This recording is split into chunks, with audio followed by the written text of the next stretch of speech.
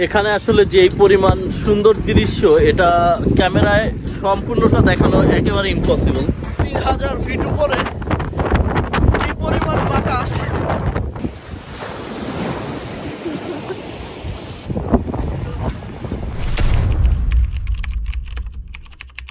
Welcome to সরন্ত। আজকে আমি যাচ্ছি সরন্ত শহরের 3টা প্রধান টুরিস্ট পয়েন্টে। তার মধ্যে একটি হচ্ছে পাহাড়ের একবারে চূড়ায়, এবং সেকেন্ডটি হচ্ছে পাহাড়ের একবারে নিচে, আর তৃতীয়টি হচ্ছে একটি বিচের সুন্দর ভিউ, যেখানে পাহাড় আর সমুদ্র একত্রে মিলিত হয়েছে। যেহেতু এটা একটা লম্বা জার্নি, তাই সকাল সকাল বেরিয়ে পড়লাম পাহাড়ের চূড়ার উদ্দেশ্যে।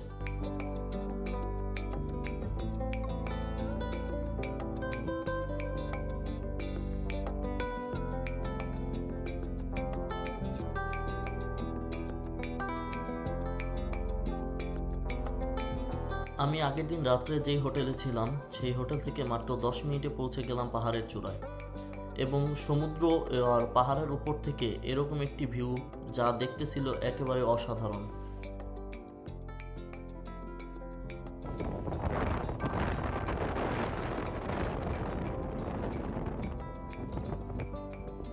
এখন আমরা আছি সরন্তর একটি সাগরের পাড়ে, এবং আমরা সাগর থেকে প্রায় 3000 ফিট উপরে একটি পাহাড়ের উপরে আছি। আর এই 3000 ফিট উপর থেকে মানে সম্পূর্ণ পরিবেশটি দেখতে মারাত্মক লাগতেছে।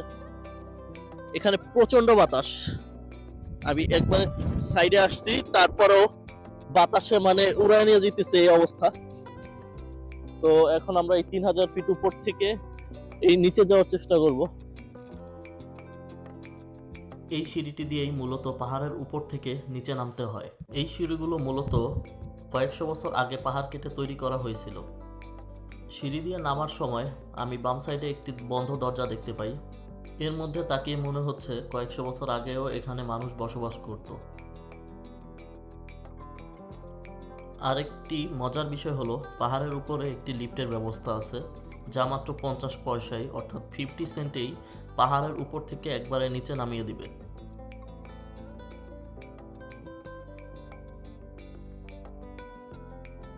কিন্তু বেশিরভাগ পর্যটকই এই ঢালু রাস্তাগুলো ব্যবহার করে পাহাড়ের এই সৌন্দর্য উপভোগ করার জন্য। এখন আমি যাচ্ছি পাহাড়ের একবারে ভিতরে, আর এই রোডটি দিয়েই মূলত পাহাড়ের বাইরে গিয়ে প্রবেশ করতে হয়।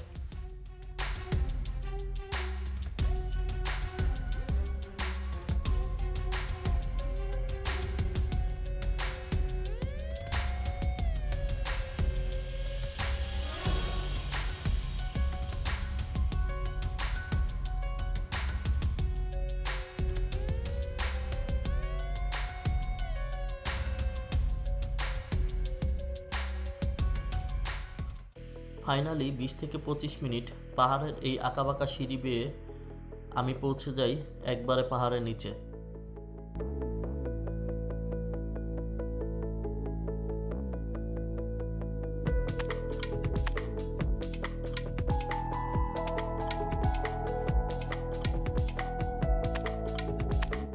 এখানে আসলে যে পরিমাণ সুন্দর দৃশ্য, এটা ক্যামেরায় সম্পূর্ণটা দেখানো একেবারে ইম্পসিবল। তো যদি কখনো সময় হয় আসার, আপনারা এসে ঘুরে যাবেন।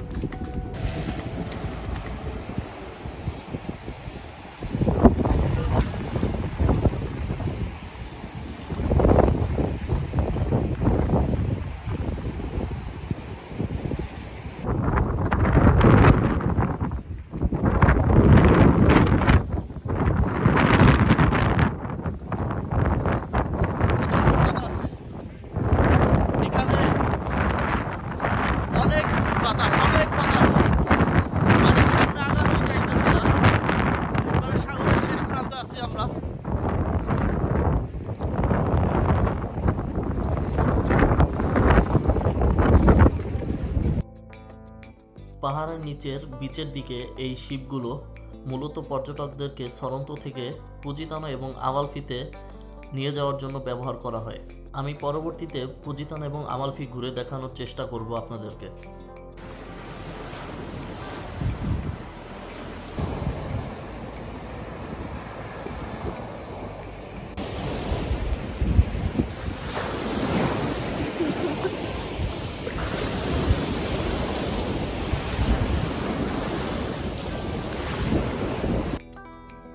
এখন আমি যে জায়গাটিতে আছি এখানে মূলত পাহাড় আর সমুদ্র একত্রিত হয়েছে, আর আমার এক সাইডে আছে পাহাড়, অপর সাইডে আছে সমুদ্র।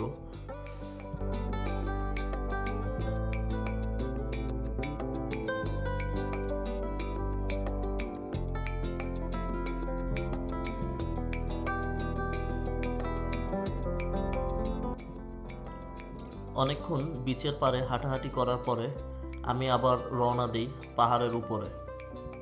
পাহাড়ের উপরে পৌঁছানোর পরে কিছু খাবার খেয়ে এখন আমি চলে যাচ্ছি নাপোলিতে।